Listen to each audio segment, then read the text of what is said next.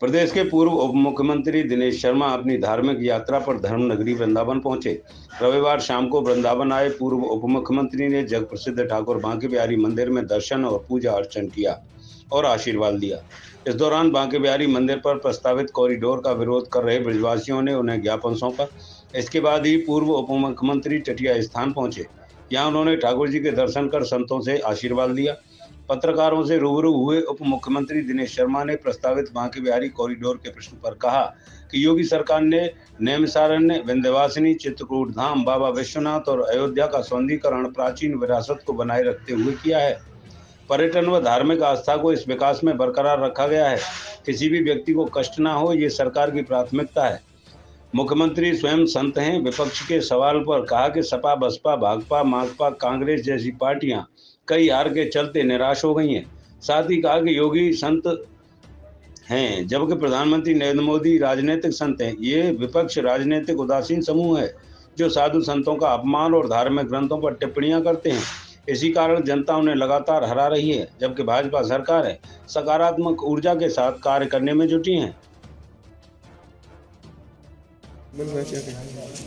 देखिए, वृंदावन, मथुरा, गोकुल, गोवर्धन, इनका आगमन ही अपने आप में प्रसन्नता का परिचायक होता है। बांके बिहारी भगवान का दर्शन, तटीय स्थान का दर्शन, एक अनुपम शांति अंतर्मन को प्राप्त होती है।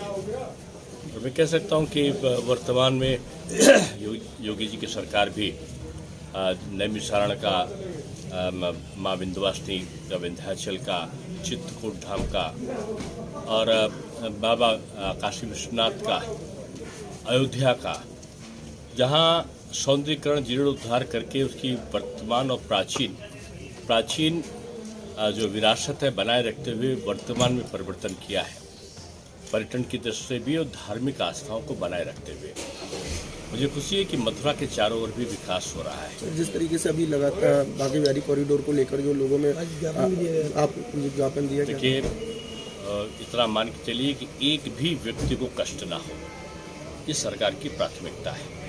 और आदरणीय मुख्यमंत्री जी स्वयं भी संत हैं और संत जो है वो संतों की, पंडों की, दुकानदारों की व्यथा को समझते हैं कि उनकी समस्या का भी निराकरण हो, उनकी आमदनी भी बढ़े और साथ में यहाँ जो आने वाले लाखों श्रद्धालु हैं, जैसे बाबा विश्वनाथ में अगर आप भी देखो तो पहले अगर आता था 50,000 तो अब आता है 1.5 लाख 2 लाख व्यक्ति।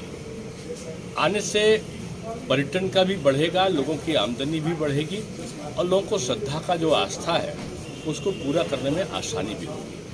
मुझे लगता है कि मथुरा, वृंदावन का पौराणिक महत्व को बनाए रखते हुए और जो भी विकास इसका हो सकता है वो सरकार सबसे बात करके, सबके विचार विमर्श करके, सबसे सलाह लेकर वो कर भी रही है, आगे भी करेगी। जिस तरीके से सपा भारतीय जनता पार्टी को लगातार घेरे जा रही है, क्या कहेंगे?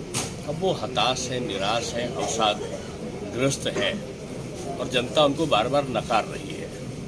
उनको हारने का अभ्यास डालना चाहिए। वो हारने का अभ्यास डालने के बजाय अपने शासनकाल का को याद करके सपना देखते हैं। वो सपना पूरा नहीं होने वाला है, क्योंकि योगी जी के रूप में एक संत नेतृत्व कर रहा है, मोदी जी के रूप में केंद्र में प्रधानमंत्री भी एक राजनीतिक संत के रूप में हैं। तो जनता के प्रति जवाबदेही भाव से और एक जिसको कहें निर्लिप्त भाव से काम कर रहे हैं। तो अब ये जो राजनीति के उदासीन एक समूह है, सपा, बसपा, माकपा, बाकपा, कांग्रेस, इधर का उधर, एक मन होने की कोशिश करते हैं और बेमन से एक मन होते हैं और फिर उनका मन टूट जाता है जब जनता उनको नकार देती है। वो कभी धर्म ग्रंथों का जलाने लगते हैं, कभी साधु संतों का अपमान करने लगते हैं, कभी परिंदा पर नहीं मारेगा श्री राम जन्मभूमि को कहने लगते हैं, कभी साधु संतों पर अपशब्दों का प्रयोग करते हैं। तो ये उनकी एक तरीके से उनका कहना चाहिए कि उनका जो हारने का क्रम है वो उनको व्यथित बनाए हुआ है। करें, वो जो भी विपक्ष है सकारात्मक बजाय नकारात्मक भूमिका कर रहे हैं। बीजेपी सकारात्मक काम करेगी और जो धार्मिक स्थल हैं उनके जीर्णोद्धार के साथ साथ अपनी जो सनातन संस्कृति है उसके अनुरक्षण का काम भी ये सरकार केंद्र की और प्रदेश की सरकार करेगी।